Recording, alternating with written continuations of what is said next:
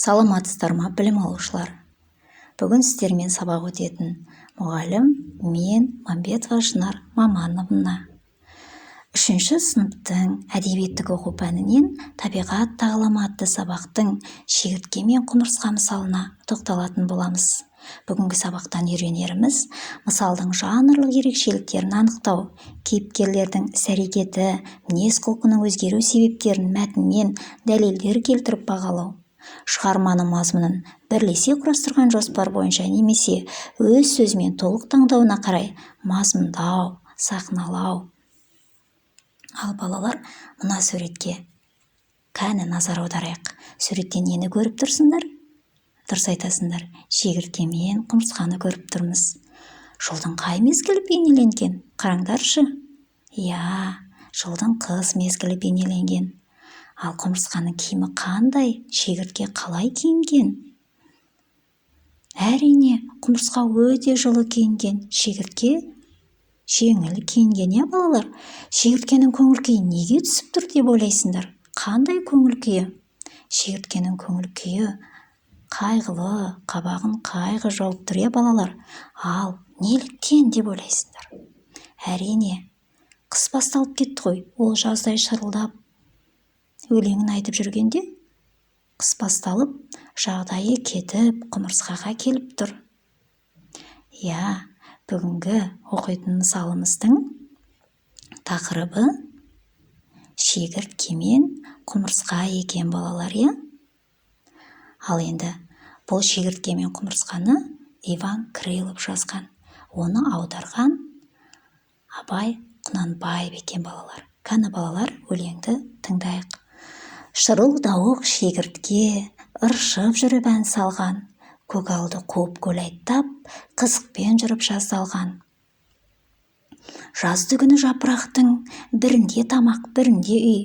Жапырақ кетті, жаз кетті, күз болған соң кетті күй. Жылы жаз жоқ, тамақ жоқ, өкінгеннен не пайда? Суыққа тоңған, қарны ашқан, ойын қайда, ән қайда? Оныменен тұрмады, қар көрінді, қыс болды. Сауықшыл сорлы бүкшеді, тымақ қиын іс болды. Секіру қайда сүрініп, қабағын қайғы жабады, сабанда жатып дән жиған, құмырсқаны іздеп табады. Селкілдеп келіп жығылды, аяғына басыра, қарағым, жылыт, тамақ бер, жаз шыққанша асыра. Мұның жаным сөз емес, жаз өтерін білмеп пең, жаның үшін еш шаруа, ала жаздай қылмап пең. Мен өзіңдей шаруашыл, жұмсақ илеу, үйліме, көгалды қуып, ән салып, өлеңнен қолым тиді ме? Қайтсын, қолы тимепті, өлеңші, әнші есілер. Ала жаздай ән салсаң, селкілде де билей бер. Қалай балалар, өлеңді зер салып тыңдадыңыздар ма? Енді мына суретке назар аударыңыздар. Бұл жерде осы жолмен барлығымыз бірге жүріп өтейік. Жолымызда кездескен сөздерді кімнің, қай кейіпкердің іс екенін біліп, ол бізге керек пе? Біздің жанымызға жақын ба? Жақын болса алып қалайық, керек емес болса қалдырып кетейік, балалар. Кәні бастаймыз, жолмен жүріп келеміз. Я, бірінші сөз бізде шаруашыл дейді. Шаруашыл кімге тән еді балалар? Әрине, шаруашыл сөзі құмырсқаның іс-әрекеті болатын. Шаруашыл сөзі бізге қажет қой. Құмырсқа сияқты жаздай шаруа жасайтын болсақ, ол өте жақсы нәрсе.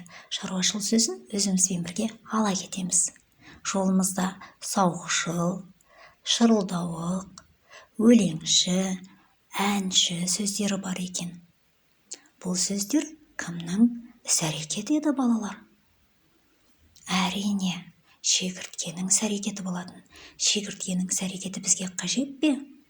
Жаздай жырылдап, сауық қоймай, өлеңімізді айтып, қыс басталған бөлмей қабағымыз түсіп кететіні бізге қажет емес.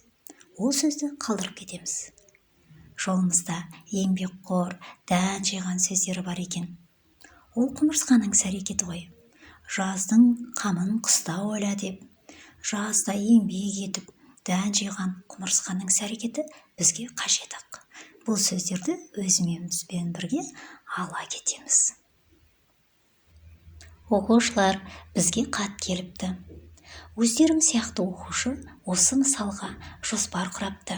Мәтіннің басы, ортасы, соңы, бөліктер болады ғой. Осыған қарап тақырып қойған екен. Сауықшыл шегіртке депті басталуына. Шегірткенің құмырсқаны іздеп табуы депті оқиғаның жалғасуына, ал оқиғаның аяқталуына еңбекқор құмырсқаның сауықшыл шегірткеге кеңесі депті. Ал біз қалай құраймыз? Оқиға неден басталып еді? Кәні есімізге түсірейік. Шырылдауық шегіртке, жақсы.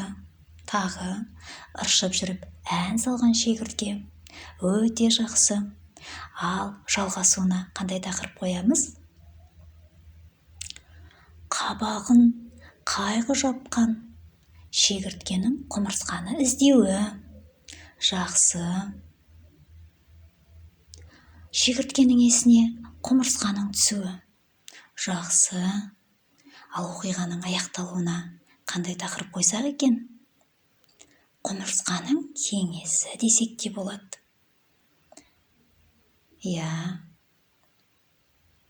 Сауықшыл шегірткеге құмырсқаның жауабы деп қоюымызға да болады екен тақырыпты, балалар? Өте жақсы. Оқушылар, жоспарды өте керемет құрдыңдар. Ал енді мысалды талдаймыз. Мысалдың авторы және атауы. Мысалдың авторы кім? Жарайсыңдар, Иван Крилов. Ал оны бізге қазақ тіліне аударып, бізге жеткізген Абай Құнанбаев. Мысалдың атауы қандай, балалар? Өте жақсы, шегіртке мен құмырсқа. Мысалдың басты кейіпкерлері кімдер? Құмырсқа және шегіртке. Өте жақсы. Ал мысалдың бөлімдеріне тоқталайықшы, балалар. Оқиға қалай басталды? Қалай жалғасты? Қалай аяқталды? Біз жаңа ғана сол бөліктерге тоқталып, жоспар құрған болатынбыз. Әр бөлікке тақырып қойған болатынбыз, балалар, Ал енді балалар, қорытынды ойы дейді. Осы мысалдың соңында қандай ой түйдік?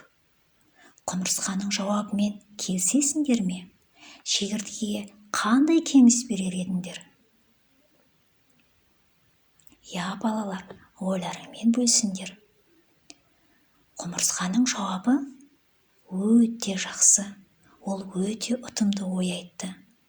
Ал шегіртке болса, оның ісі дұрыс емес. Шырылдап жүріп, жазда сауық құрып жүріп, қыс келгенін білмей қалды. Ал оған қандай кеңес береміз? Дұрыс айтасыңдар, балалар, жалқау болмау керек. Алдағы өз тіршілігімізді біреуге артпай, өзіміз ойлауымыз керек. Әрине, қолдан келсе біреуге көмек берген жақсы, бірақ біз өз жүгімізді өзіміз көтеруіміз керек қой. Жалқау болмауымыз керек, құмырсқа сияқты еңбекқор болуымыз керек. Оқушылар, шығарманың өлең, бата беру, мысал, нақыл сөздер, аңыз әңгімелер деген түрлері бар. Бата беру адал ниет, жақсы тілек білдірудің ұлттық дәстүрі. Өлең шағын көлемді поэзиялық шығарма. Ал нақыл сөздер күрделі мәселелерді терең етіп дәл жеткізетін, 90 ауыз сөздің тобықтай түйіні етіп қысқа қайыратын шешен сөз. Аңыз әңгімелерге тоқталатын болсақ, аңыз әңгімелердің оқиғасы шындық өмірден алынған. Тек ол ауыздан ауызға ауызша таралғандықтан халық ауыз әдебиетіне жатады. Ал біздің бүгінгі тоқталған мысалымыз шағын көлемді, тәрбиелік, тағылымдық мәні бар шығарма. Мысалдағы кейіпкерлер адам тілінде сөйлейтін жануарлар немесе өсімдіктер болуы мүмкін. Бүгінгі мысалдағыдай құмырсқа мен шегірткені алып, болмаса тағы басқа жануарларды алып, бізге белгілі бір ойды жеткізеді. Оқушылар, осы шегіртке мен құмырсқа мысалын қазақ тіліне аударып бізге жеткізген Абай Құнанбаев атамыз. Абай Құнанбаев қазақтың ұлы ақыны. 1845 жылы Семей өңіріндегі Шыңғыстауда дүниеге келген. Ол орыс тілін жетік меңгерген. Орыс және батыс ақындарының шығармаларының мазмұнын алып, өзінше қазақ тілінде еркін баяндаған. Ал балалар, бүгінгі сабақ ұнады ма? Сіздерге бүгінгі сабақ түсінікті болды ма? Олай болса, кері байланыс жіберіңіздер. Сау болыңыздар балалар.